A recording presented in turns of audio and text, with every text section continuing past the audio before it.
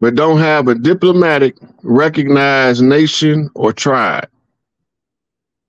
Everybody know what tribe I'm from, unless you ain't paying attention to what I'm talking about. Right? They know my chief is Larry Hoover. We what you call outlaw clans. We're going to get into what an outlaw tribe is in a minute. They also call non-treaty tribes. Go ahead. We don't have a contract with the corporation, so there's no status quo that I have to keep to satisfy anything with the corporation. This is the exile, right? Yeah, now watch, this is directly against the culture right here. What you should be teaching people. He can't tell me what I should be doing. Go ahead, Rod. He can offer a suggestion, but he can't tell me because he don't know what I'm doing. Don't mean I don't know what I'm doing.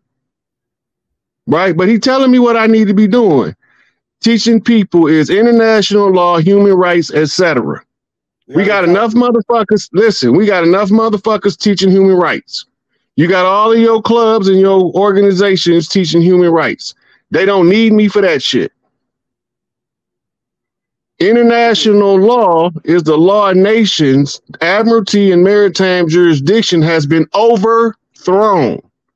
So international law no longer apply in the same capacity it did in 2017. Go ahead, Rod. Right? But if you're not aware of what's taking place with this global front that's approaching your front door, you won't never see what's coming. Because it's here. Right? Okay, now, he said to me I could speak this stuff for years, but our people still will be held under servitude.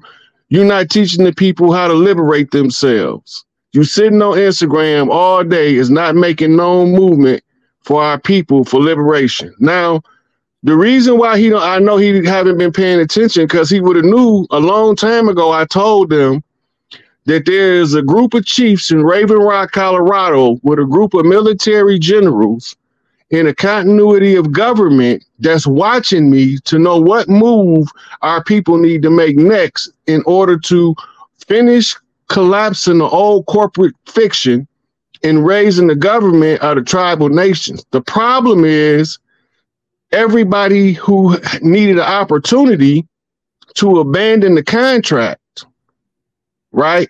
Abandoning the contract is the only legal defense. So you take your ass to DC if you want to and think that you finna be part of negotiating the contract of anything in DC, you're setting yourself up for failure.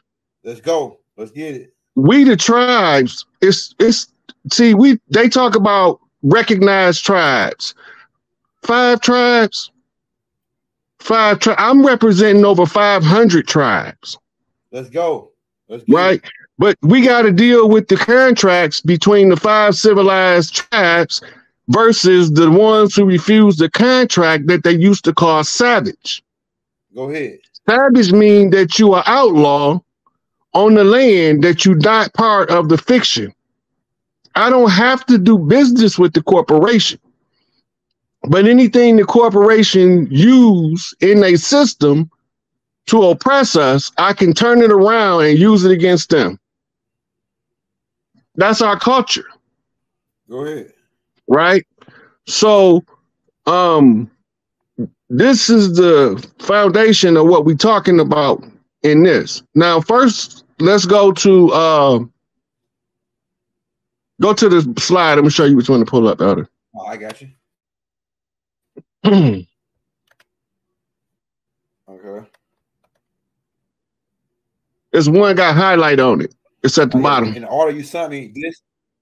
That one right there. Yeah, right there. This one right here. Yeah. Okay, all right. I also got that TikTok video that you said too.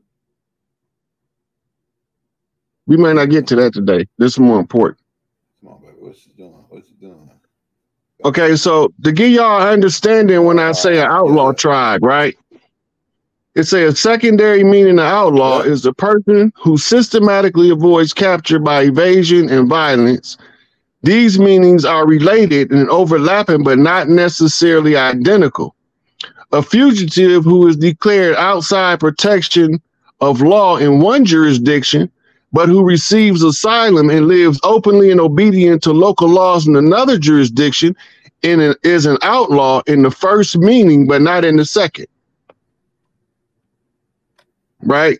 So a famous general named Napoleon was branded an outlaw by the crown. But when they sent the soldiers to execute him, they liberated him from prison, came back and took the crown, and that's how he became Napoleon the Great. Yeah. Right? Now, as an outlaw tribe, I don't follow the judicial system of the legal fiction. That don't got nothing to do with me. I follow all laws and policies set forth by my chairman and executive staff according to my literature. Right? So let's go to let's go back again. I'm just get another one. All right, let's get it. Okay, let's go to let's start from the bottom. All right, start from the bottom. All right, start from the bottom. That was a letter, and then this right here was the next one. This right here.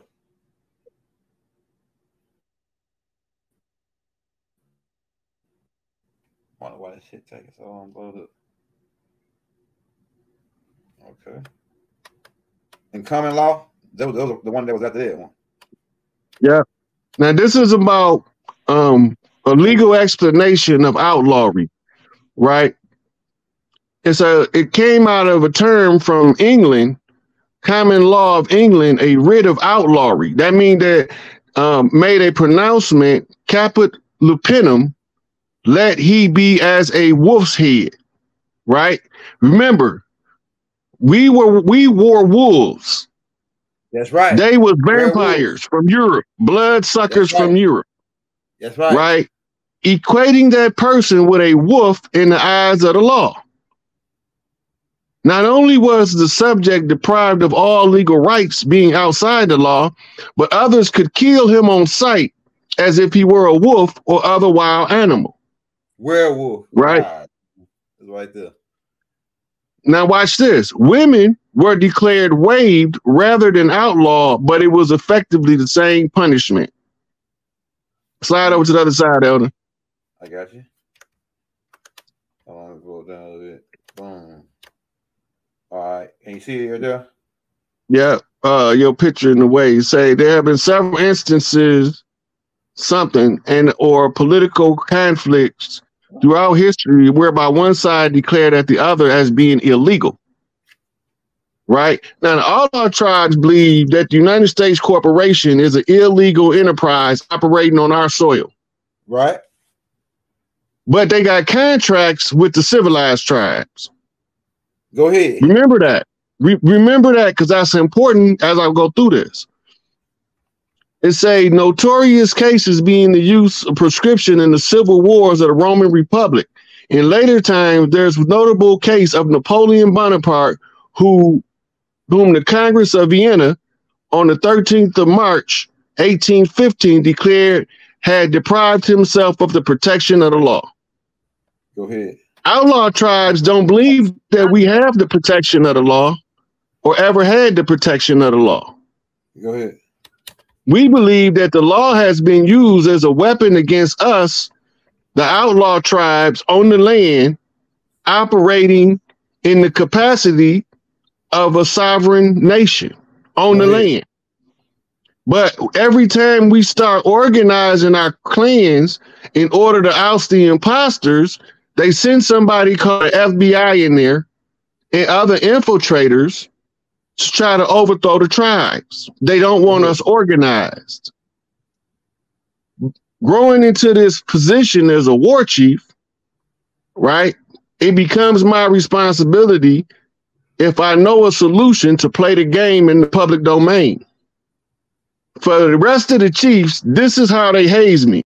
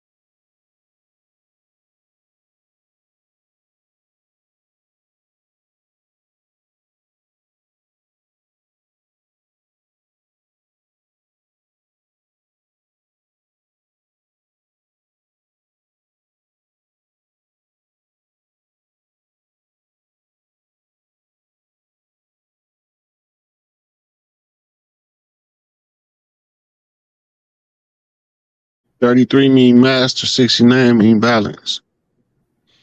So there you have it. Our DNA is circular, the balance master 33. To me, they use that 33 degrees shit. It's all dealing with like, to me, it's like the sun, the motion of the sun, you know. No, it's the segmentation of knowledge. It's 3 parts. It's a big pie. And the pie cut into 3 parts. 33 and the third gives a whole part to each person. Yeah, that's right. To 3 people out of 100%. Mm-hmm. Yeah, but I'm talking about in reference to what the Dogons taught about the zodiac information. The zodiac 33 degrees, Tropicana. Like, at the Tropicana, then you got the equator, and then you got the what's the other one? It's Capricorn. Yeah, so when that line is at 33 degrees, and that's what they was talking about when they said Jesus died on the cross, he come back and rise from the dead. It's all dealing with Dogon esoteric teachings. The 33 degrees, like all 8 degrees, really. But like I say, like I believe it's what you said too, because it's more to. It's always a bigger perspective that you could take in on all of it. You know what I'm saying? Look, so you got to remember, all of this shit is controlled opposition. Yeah. Everything we see, the have and the have-nots, is pitted against us by class. Right? Mm-hmm. The geek community and the regular community is to separate us by intelligence. Okay. Right?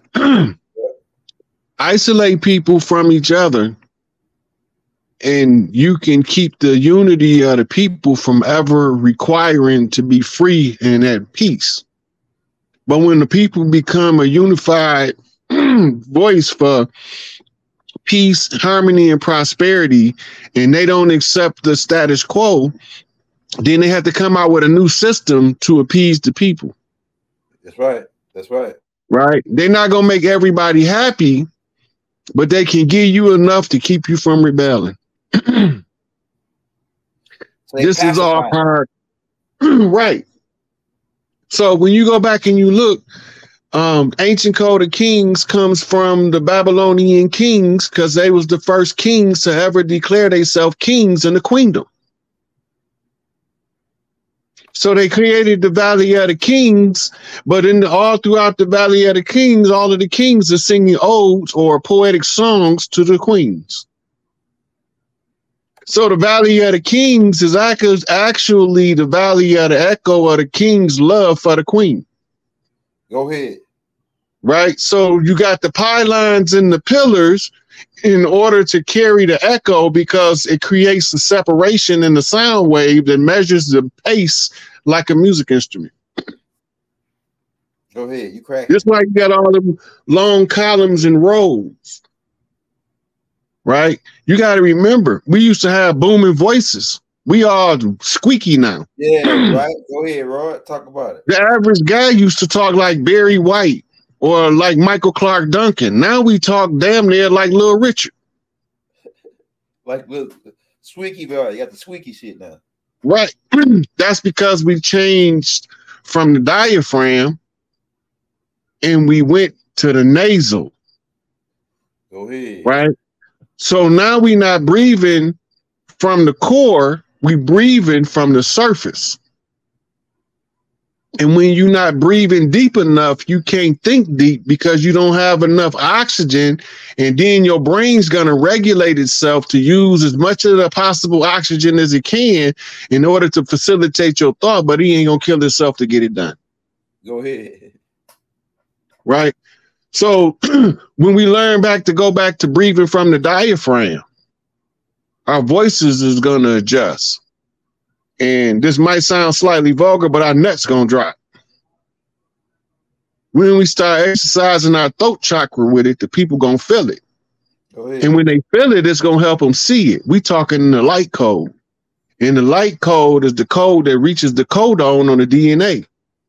Because it's all activated memory, all you got to do is remember that Earth will tell you where you belong. Put your hands on the ground and talk to her, she'll talk back to you by dreams and by visions. And some shit you just gonna automatically know because you already know it. You just wasn't ready to accept it yet. Once we all start tapping back in the earth start fighting for us. That's when you get Atlas Shrugged. And that's why the importance of these sisters being healed is so high, because they are the current carriers to the love frequency of earth that resonate through the mitochondrial that drives them in to clean up the land. I'm just saying. You said a mouthful, man. Tell me. There's a kingdom come on the Queen's land, right? Because them flying kings jumped off their goddamn checkerboard. They didn't know they was jumping out the frying pan into the fire, right? They said them country boys ain't know what they was doing because they couldn't play this knockaround game the same, because all we know about is motherfucking milking cows and baling hay. So they sent one of us country boys to the city to get a good education. Yeah, good education. I like that. So they tapped me. Hey, man, this right here the last question, man. And I know people wanted to know about this. Rashard Jamal, man, they gave him his time or whatever. How much time did they give him? They gave him 16 years. 16 years. Now, you said you was telling me something on the phone about this is a rerun or replay of a certain guy. Go ahead.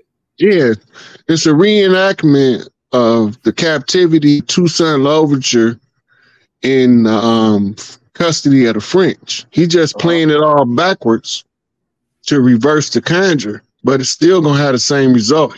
They still not gonna be able to hold him, but they playing the conjure out in reverse. Go ahead.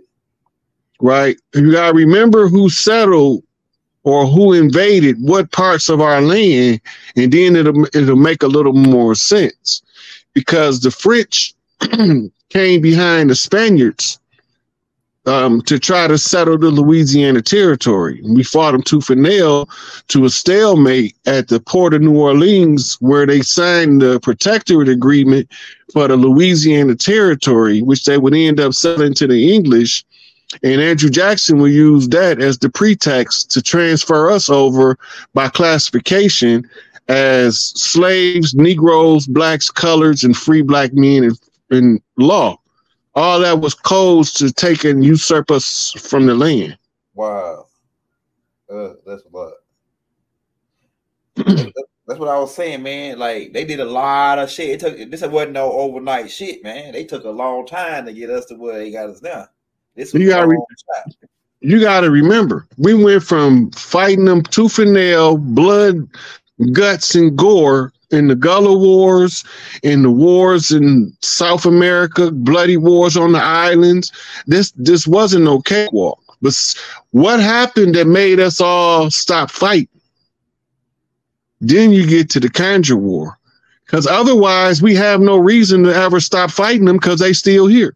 When you made me go study that Seminole War, they said in part of it that we was killing, that they were killing our kids and we were killing their kids. And at one point we just said, you know what, the kids really ain't got nothing. Like, so we just calmed it down. They was killing they was used. Okay, so we had a branch of Sobek priest over here who used to ride through the swamp and on fucking 30-foot alligator backs. Yeah. The alligator was like his personal wrath, his dog. And he could attack people for him. Go ahead. Right now, we in the swamps and the bayous of Louisiana, all the way down into Florida. These priests. So what ended up happening in the wars is they begin to kill us. We kill them, bodies left in the water, but they would only eat the body of the enemies because they knew their own clan. So they start kidnapping our babies in the raids, and this is where you get your term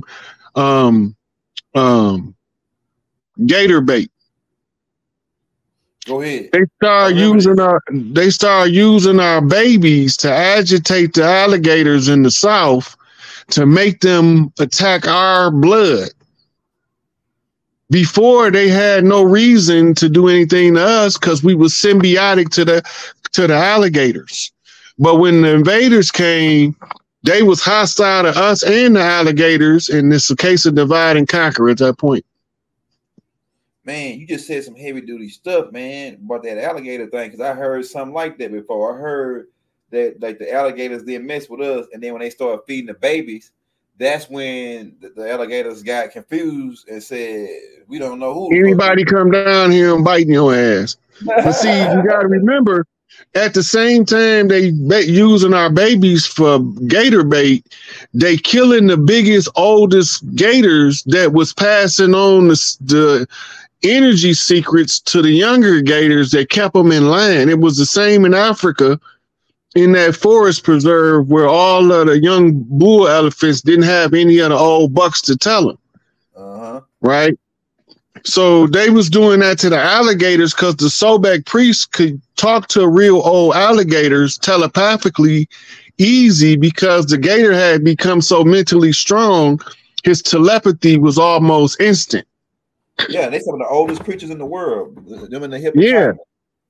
Right. So the Sobek priests, if you can look them up now, you can go to YouTube. Yeah, anybody want to Sobek is Rod's brother. That's the crocodile guy. Look, that's the crocodile guy. But look, go to YouTube and type in African tribe lives with crocodiles.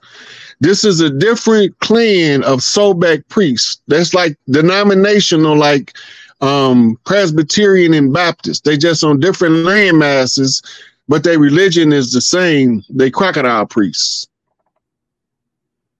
If you want the history, look up Sobek, study the history of Sobek, and then you will know why they was the crocodile and the alligator, crocodilians of all kind, is sacred to the Sobek priests. These are the brothers we see today that like to wear alligator shoes in the hood.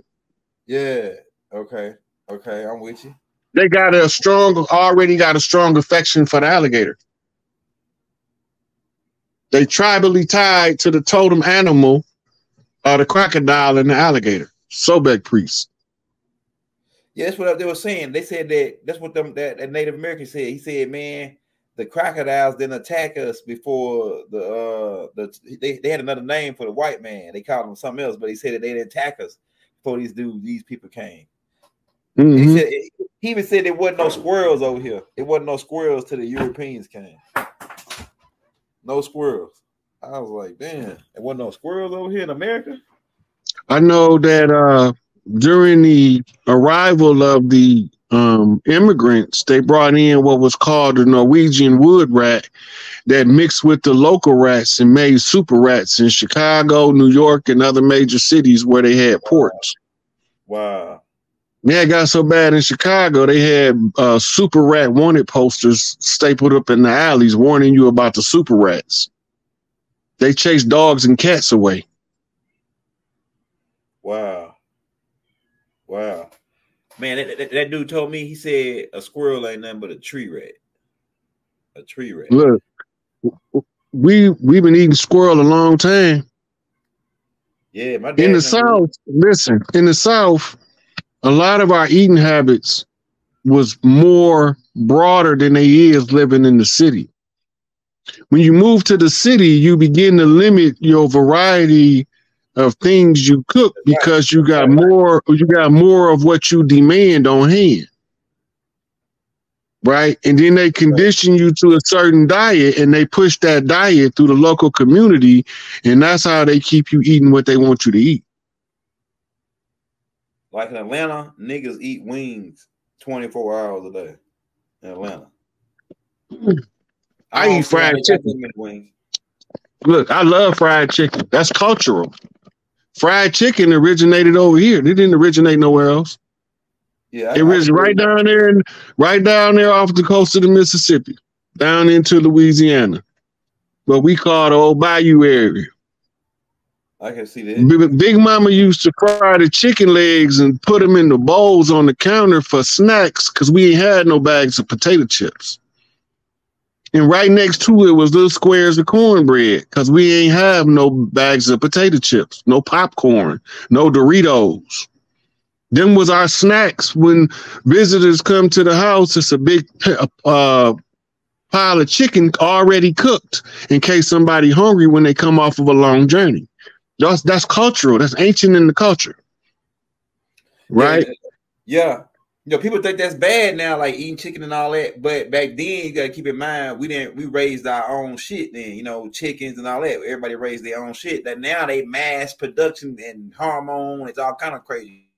Right. Well, they gotta be able to effectively get us to consume toxins by using under the pretense of preservatives.